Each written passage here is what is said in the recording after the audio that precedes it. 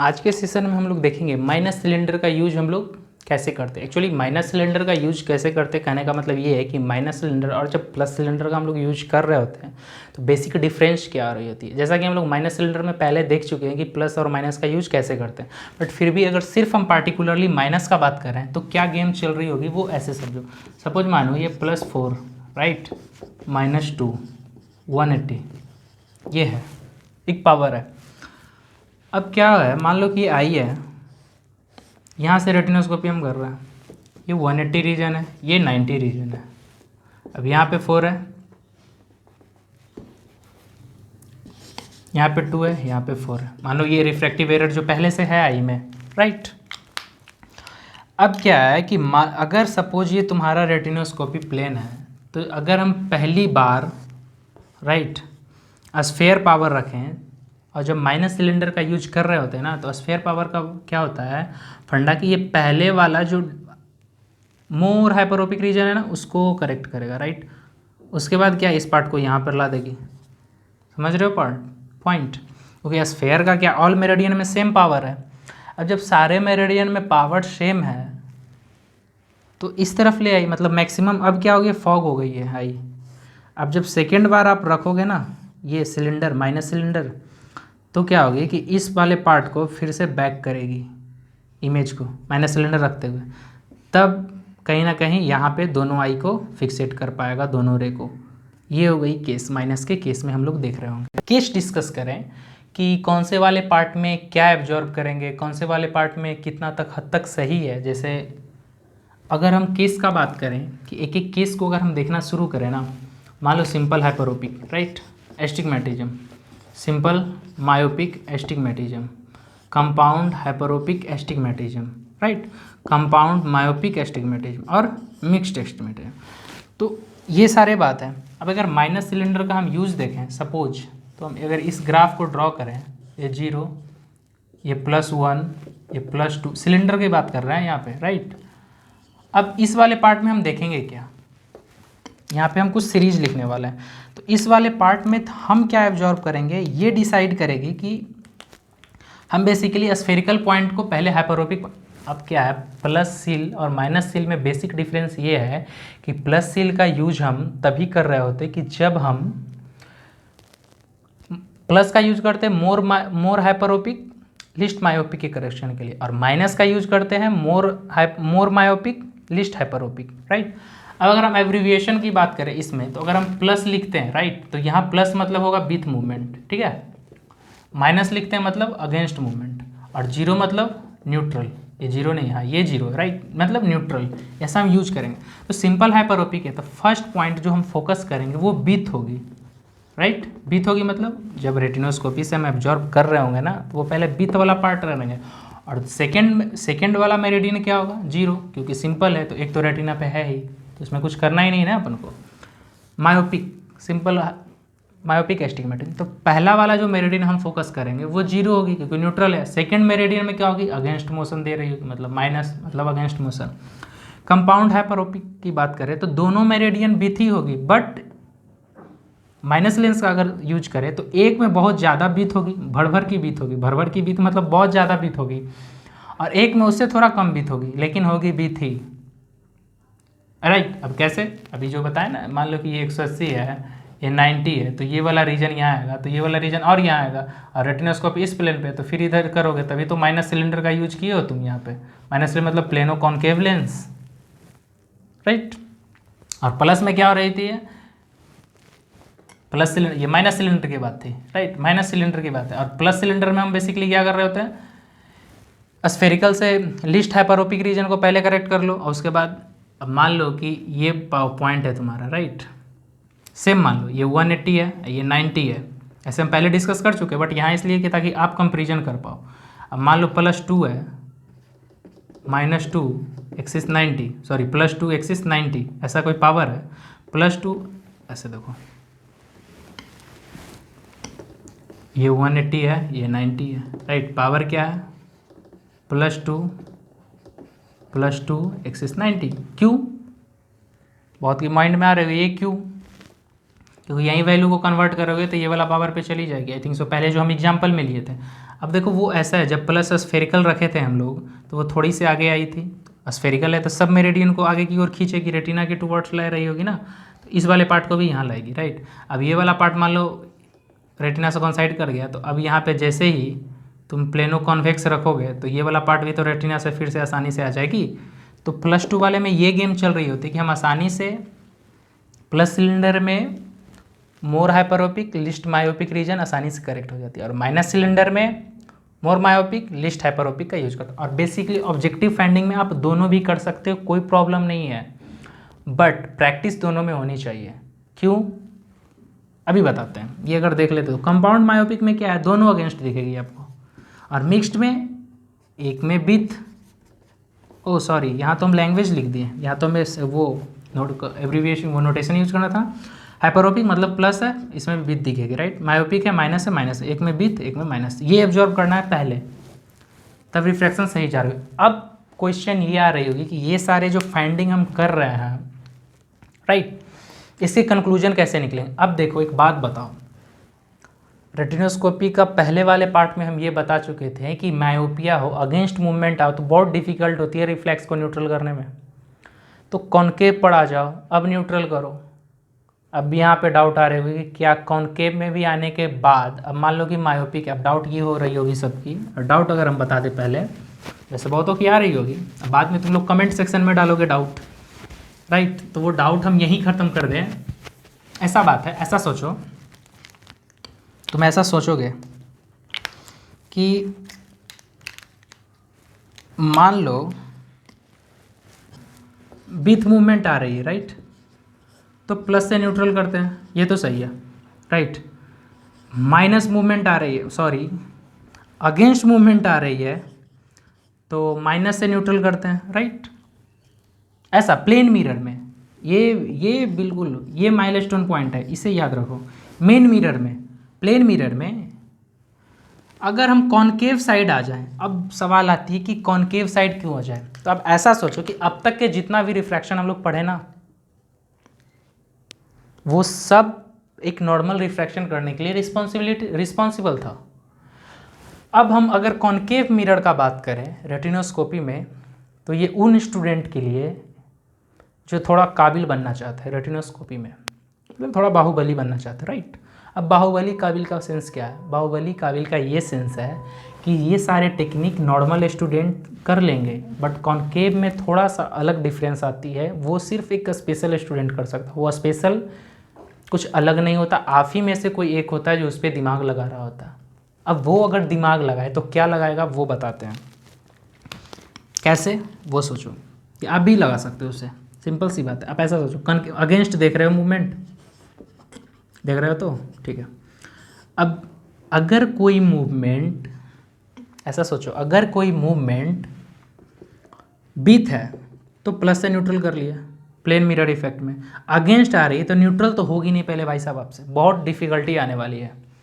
तो हम बोले ही बोलते आप कनकेव में आ जाओ, कनकेव मिरर इफेक्ट में है। अब बहुत को यही पता नहीं चलता है कि प्लेन मिरर इफेक्ट और कनकेव मिरर इफेक्ट हम कैसे पहचानेंगे। अब जिसे ये नहीं पता चल रहा है कि कनकेव मिरर इफेक्ट और प्लेन मिरर इफेक्ट हम कैसे पहचानेंगे, वो पहले ये समझो, ऐसा समझो, बात बताते हैं।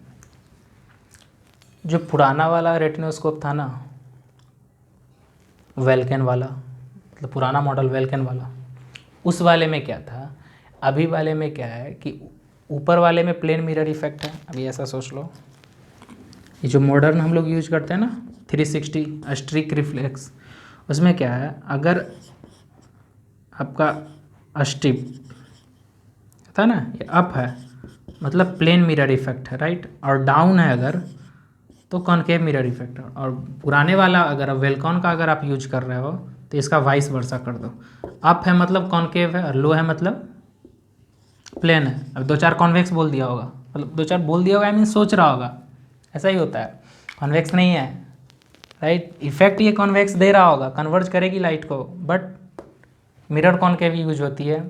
ये कभी भूल से मत कर देना कि रेटिनोस्कोपी में कॉन्वेक्स लेंस भी यूज होती है, नहीं होती है।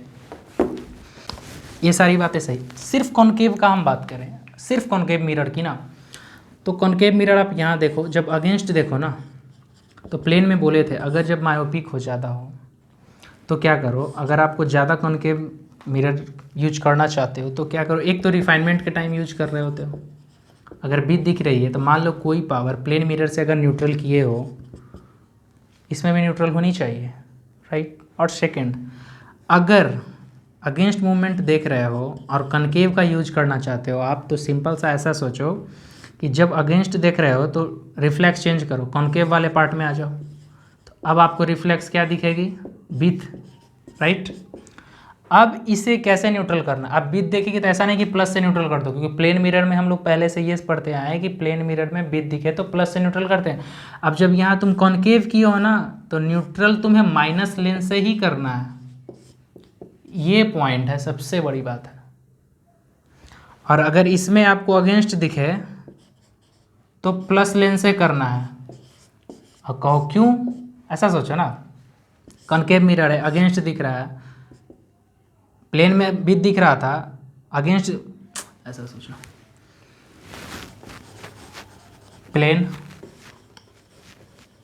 Concave mirror, right, plane mirror concave mirror, इसमें क्या है, अगर आप बीच दिख रहा है कैसे न्यूट्रल करोगे, प्लस लेंस से, समझ में आ रही है। अगेंस्ट दिख रहा है कैसे न्यूट्रल करोगे, माइनस लेंस से। बट कॉनकेव में अगर बीथ दिख रहा है तो इसमें क्या दिखेगी, अगेंस्ट दिखेगी, तो कैसे न्यूट्रल करोगे, प्लस लेंस से। क्यों, क्योंकि जैसे ही लेंस चेंज करोगे तो ये प्लस लेंस फिर प्लस लेंस से मर्ज कर जाएगी ना, वैल्यू तो बीथ का ही है, ओवरऑल ऑकुलर में तो बीथ मूवमेंट ही आ रही थी, वो तो आप वर्जिन चेंज करके चेंज किए हो ना, रियल इफेक्ट तो प्लेन मिरर से जो जा रही वही है, तो आप उसी के अकॉर्डिंग करो। और अगर यहाँ पे अगेंस्ट दिख रही है, कॉनकेव में क्या दिखेगी, रिफ्लेक्स बीथ, और न्यूट्रल कैसे करना है, माइनस से। और प्लेन में, सॉरी, यहाँ पे अगर प्लस लेंस दिखी, यहाँ अगेंस्ट आई, तो यहाँ प्लस से कर लिए, और कैब में अगेंस्ट, और इसमें अगेंस्ट है तो इसमें बीथ दिखी है, तो हाँ सही तो है, यहाँ पे माइनस लेंस से क्या न्यूट्रल करोगे। क्यों, क्योंकि जब ये फिर प्लेन मिरर पे आओगे तो ये जो माइनस दिख रहा था आपको ना, वो जो रिफ्लेक्स बीच देखिए माइनस से न्यूट्रल कर रहे थे, वो जब फिर से आप प्लेन पे आओगे तो वो तो एक्चुअली अगेंस्ट है, मतलब वो है तो मायोपिक, और जब मायोपिक है तो माइनस से ही तो करेक्ट होगी, सिंपल सा फंडा है, कहाँ दिमाग लगाना इसमें, राइट। ये सारा गेम कॉनकेव में चल रही होगी, अब इसमें बिल्कुल दिमाग नहीं लगा। अब बात आती है हाई पावर हो तो क्या करेंगे, क्वेश्चन हो सकती है ना, हाई पावर हो तो क्या करेंगे। हाई पावर हो तो कुछ मत करोगे, सिंपल सी बात है, जो स्कीमेटिक आई में जो प्रैक्टिस के टाइम आप कर रहे थे ना, क्या करते थे, हाई रिफ्लेक्स है तो, लेकिन हाँ सवाल आते ये तो ऑकुलर है, केस प्रेजेंट पेशेंट का है, तो क्या करेंगे, कुछ मत करो, पेशेंट के क्लोज चले जाओ, मतलब अब आप डायरेक्ट रेटिनोस्कोपी करो, डायरेक्ट रेटिनोस्कोपी करो। अगर मान लो कि पेशेंट रिफ्रैक्टिव एरर का सर्जरी करवा चुका है, यार ऑकुलर सर्जरी हो चुकी है, उसके बाद आपके पास आ रही है पोस्ट रिफ्रैक्टिव सर्जरी के बाद, उस समय तो आपको ग्लो दिखेगी नहीं, बिल्कुल नहीं दिखेगी। तो आप एक काम करो, पहले पेशेंट के बिल्कुल पास चले जाओ, जितना पॉसिबल हो वहाँ पे जाकर ग्लो फाइंड आउट करो। अब उस ग्लो के अकॉर्डिंग फिर आप न्यूट्रल पॉइंट पर आओ, राइट। अब ग्लो के अकॉर्डिंग न्यूट्रल पॉइंट पे आने का क्या सेंस है कि बहुत ज़्यादा पावर है तो आपको बहुत सारा एरर भी आ रही होगी उस टाइम में, जी बिल्कुल एरर आएगी, एरर आनी ही चाहिए। अब वो एरर क्या होगी वो देखते हैं।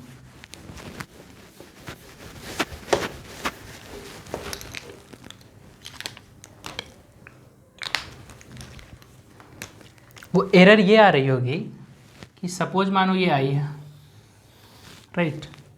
अभी 3 केस हम बताएंगे पोस्ट ऑपरेटिव का, अब ऑपरेटेशन कुछ भी हो सकता है, लेसिक हो, ओल्ड टेक्निक, PRK हो, RK हो, जो भी हो। ये मान लो सपोज आई है, अब जब आप जैसे ही आपका रिफ्लेक्स यहाँ पे जाएगी ना, कौन साइड करेगी, एक इफेक्ट होती है जिसका नाम है गॉइटाइन इफेक्ट, राइट। अब गॉइटाइन इफेक्ट, बहुत को ये कन्फ्यूजन है कि गॉइटाइन इफेक्ट होता क्या है। गॉइटाइन इफेक्ट क्या है ना कि आप एक्चुअली हम इसे ब्लैक से ही यूज कर देते हैं, राइट। इससे क्या होगा कि आपको पता चले गॉइटाइन इफेक्ट होता है, ये ऐसे ऐसे स्क्रैच टाइप का पूरा दिखाई देगा, राइट। और क्योंकि हाई पावर है, एफेकिक पेशेंट वगैरह है, हाँ उसमें तो ऐसा जैसा गॉइटाइन इफेक्ट दिखाई देगा, राइट।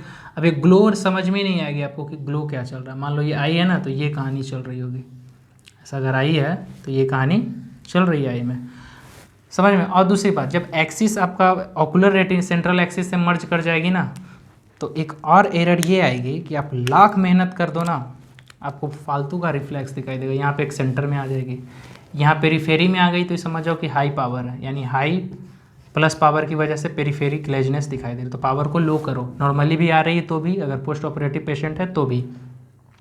सेंटर में आ रही है तो एक्सिस से थोड़ा डिसलाइन हो जाओ, मतलब सेंटर पे बैठ के मत रेटिनोस्कोपी करो, थोड़ा साइड हो जाओ तो खत्म हो जाएगी। और अगर यहाँ पे आ रही है इस वाले पार्ट में, तो ये तो परकेंजी इमेज है भाई साहब, इसकी आप कुछ नहीं कर सकते हो, वो आएगी ही आएगी। अरे कॉर्निया पे रिफ्लेक्स तो बनती है ना, परकेंजी इमेज तो पता है 4 इमेज बनती है, कॉर्निया के 2 सरफेस, लेंस के 2 सरफेस, चारों पे बनती है, राइट। और अगर किसी को नहीं पता है तो नेक्स्ट सेशन में हम लोग डिस्कस कर लेंगे। अब बात आती है यहाँ कि ये जो पोस्ट रिफ्रैक्टिव सर्जरी के बाद जो रिफ्रैक्शन करो, ये करना सही है? हमारी बात मानो मत करो, जो बिगनर हो ना वो एक बार करो। क्यों करो? ताकि आपको पता चले कि हो ही नहीं सकती है रिफ्रैक्शन। कहाँ 10 और 12 डायप्टर की ऑलरेडी उसमें ओक्लर है, फैकिक पेशेंट है, मान लो कृष्ण जो भी ऑपरेशन हुई हो, कैटरेक्ट वगैरह का पेशेंट का, अब अकेले आई का कॉर्निया पार्टिसिपेट करती है 43 डायप्टर, लेंस पार्टिसिपेट करती है 20 डायप्टर के आसपास। क्यों? तभी तो आप ऐसा सोचो ना कि ये मानो आई है, राइट, ये आई है, अब ये वाला पार्ट का डिस्टेंस 20, अगर गलस्टेंट के अकॉर्डिंग हम देखें तो ये होता है 22.22 mm एक्सियल लेंथ, और रियल आई में 24, राइट। अब कॉर्निया अकेले 43 पार्टिसिपेट करती है, लेंस अकेला 20। क्यों? तभी तो ये इस डिस्टेंस पे इस डिस्टेंस को रे को बेंड कर देती है ताकि रेटिना पर एक डिस्टेंट इमेज बन सके ऑब्जेक्ट का, राइट। तो आप क्या है, तो आप ये सोच रहे हो क्योंकि ये हाई पावर है तभी तो इतना ज़्यादा रे को कन्वर्ज कर रही है। तो आप ऐसे सोचो कि जब हम डिस्टेंस के अकॉर्डिंग डायप्टर को चेंज किए थे तो ये पार्ट हम डिस्कस किए थे वहाँ पे भी, हम यहाँ पे भी इसलिए डिस्कस करते हैं कि अब कॉर्निया में क्या है कि स्वेलअप कर गई है। अब स्वेलअप हो जाने की वजह से आप ग्लो नहीं समझ पा रहे हो, इसमें प्रॉब्लम आ रही है। रिफ्लेक्स के पेरिफेरल कुछ और आएगी, सेंट्रल कुछ और आएगी। अब पेरिफेरल आएगी अगेंस्ट आएगी, सेंट्रल भी आ रही होगी। क्यों आ रही होगी ये हम ऑलरेडी डिस्कस कर चुके हैं, हालांकि आपको सेंट्रल मारनी है। तो अब ये सवाल आता है कि इस केस में हम रिफ्रैक्शन कब करें? जब ऐसा केस हो ना तो आप रिफ्रैक्शन 20-25 दिन बाद करो, कॉर्निया हील हो जाएगी तब। अब बहुत लोग जो एक्सपर्ट होंगे वो करेंगे 7 दिन में तो हम कर लेते हैं, बिल्कुल 10 दिन में हो करने लायक हो जाती है, बट आप 20 से 21 दिन बात करो, मतलब 20-21 डे बात करो। जो बिगनर हो वो रिफ्लेक्स आपको पता चले, डायरेक्ट रेटिनोस्कोपी करो। वो जो अब तक करते थे ना इनडायरेक्ट, बहुत को पता ही नहीं डायरेक्ट इनडायरेक्ट क्या होती है। डायरेक्ट मतलब जो क्या बोलते हैं ऑप्थेल्मोस्कोपिक रेटिनोस्कोपी जिसे कहते हैं ना, पेशेंट के बिल्कुल पास जाकर रिफ्लेक्स फाइंड आउट करना, फिर उसको डायप्टर में चेंज करना। अगर लूज लेंस है तो कोई ज़रूरत नहीं है तो डायप्टर में चेंज करके जो पावर रखते हो वो करो। और अगर लूज लेंस है तो अब वो वर्किंग लेंस करके जो आप कर रहे होते हैं ना, तो बेसिकली क्या है कि अगर पोस्ट रिफ्रैक्टिव रिफ्रैक्शन कर रहे हो, सर्जरी रिफ्रैक्शन कर रहे हो, तो उसमें वर्किंग लेंस काम नहीं आएगी। ऑलरेडी हाई पावर की वजह से ये ग्लेजिनेस आएगी। आप कैसे रिफ्रैक्टिव एरर फाइंड आउट कर पाओगे? कर ही नहीं पाओगे। ऑलरेडी इसमें इतना पावर का लेंस रख चुके हो, 1.5 एक्स्ट्रा रख रखे हो तुम।